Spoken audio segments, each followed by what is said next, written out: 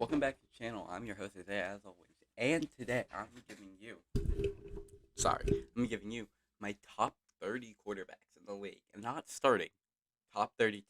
So there will be some backups on this list that I do think are better than some of the starters. Let's get into it, though. At 30, I have Desmond Ritter. He definitely showed some promise. He was pretty accurate in the pocket.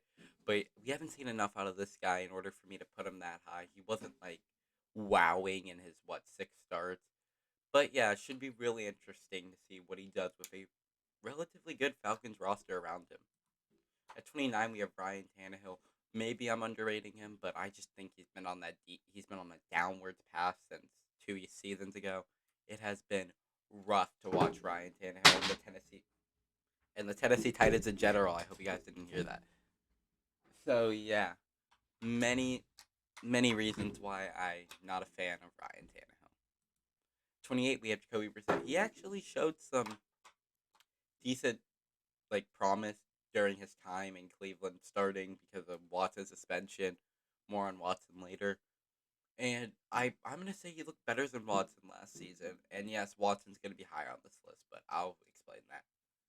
I think he showed some decent promise. He's able to move out to the pocket. He's a very big body. So yeah, I think he could take the Commander's starting job. I think he's better than Howell. At 27, we have Mac Jones. Blame the offensive coordinator all you want, but there were some things that are just not offensive coordinator related. He got jittery under pressure, had really bad footwork, was making horrible reads. Yeah, maybe Bill O'Brien fixes that, but I don't know. 26, we have AR-15, the first rookie. I know he hasn't played a snap in the NFL, but I know he's gonna be an insane athlete. The question is, how accurate is he gonna be? How NFL ready is he? So I have him so low. And at And at 25, we have CJ Stroud. I barely rank CJ Stroud above Anthony Richardson, but Stroud is way more accurate. But how much creation ability is he? Sorry, but yeah, I'm just not going to elaborate anymore. He's a rookie, hasn't proven much. 25 is fine. 24, we have Andy Dalton. Surprisingly, was pretty good last season. I don't know how much of that Andy Dalton we're going to get. But the Saints, when he started, were like top 10 in all offensive passing efficiencies. He was actually pretty decent as their guy. That's why I said he's not much of an improvement from Derek Carr. 23 at Brock Purdy. This is going to be low to a lot of people, and it's outrageous how overrated this guy has gotten. He plays in a perfect system.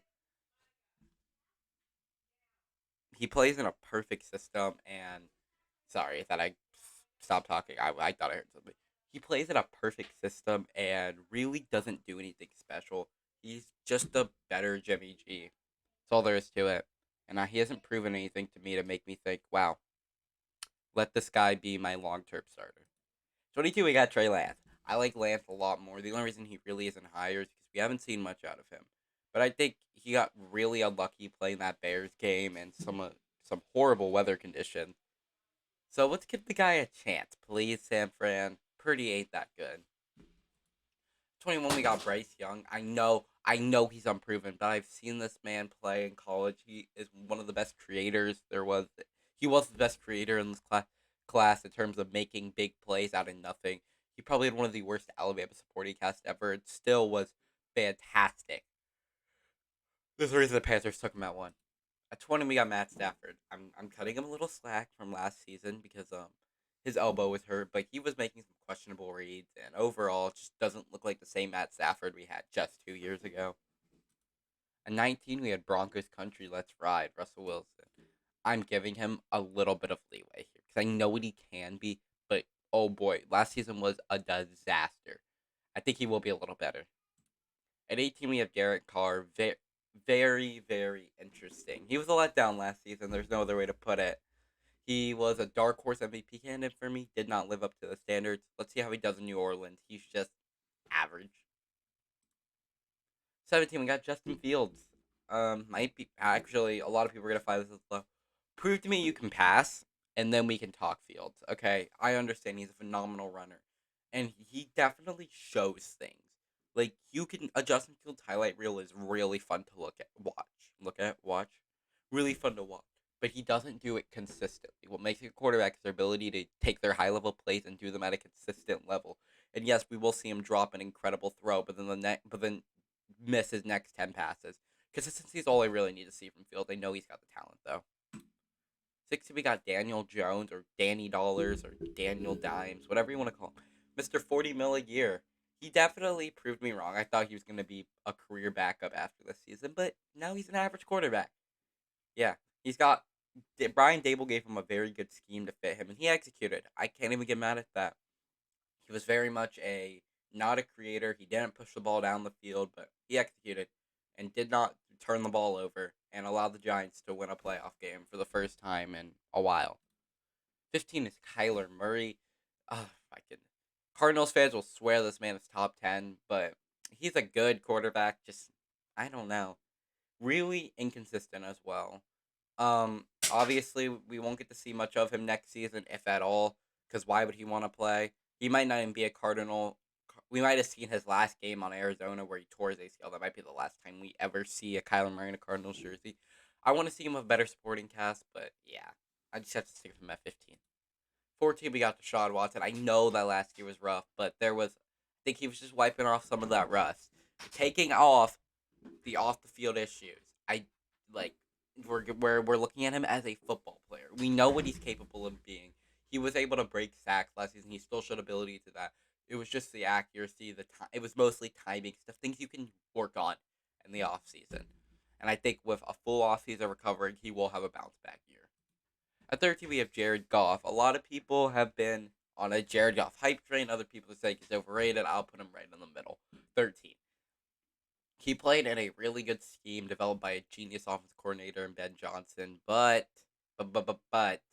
he was able to execute. He had a career year, at least since that 2018 LA Rams season. Yeah, I think he had a really good season, and I think putting him at 13, my biggest problem, he doesn't do anything under pressure. Under pressure, he's like one of the worst quarterbacks in the league. At 12, we got Geno Smith. This man had a absolute insane bounce back. I didn't think, if you watch my last year's top 32 quarterbacks, I only ranked starters in that video. I didn't think he was even the starter for Seattle. I thought it was Drew Lock. But he definitely bounced back, and I think he's the 12th ranked quarterback because he's got one of the most accurate deep balls. You watch a Geno Smith deep ball, it's just always right there. Him and Lockett, him and DK have built up a connection. Now you're adding Jack Smith and Jigba to that offense. Oh boy, can the Seahawks be a deadly offense next season. At 11, we got Tua. Tua was putting up insane numbers, but could not stay healthy. And he's one of the best pure pocket passers in the league. Like, he is very accurate, and he's got great timing, great anticipation. He's really able to flip his hips really well, and trick the defense and where he's going. But can he stay healthy? We'll see.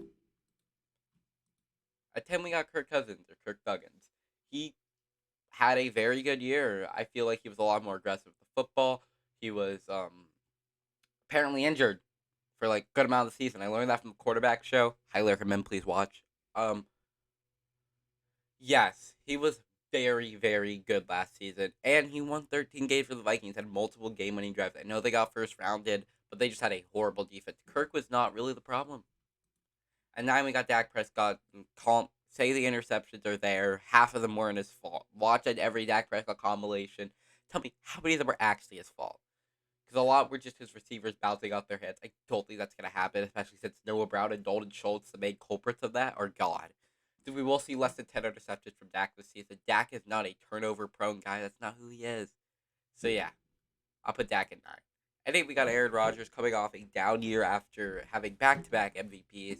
So I'm going to give him some leeway on that. But there are a lot of good quarterbacks in the league.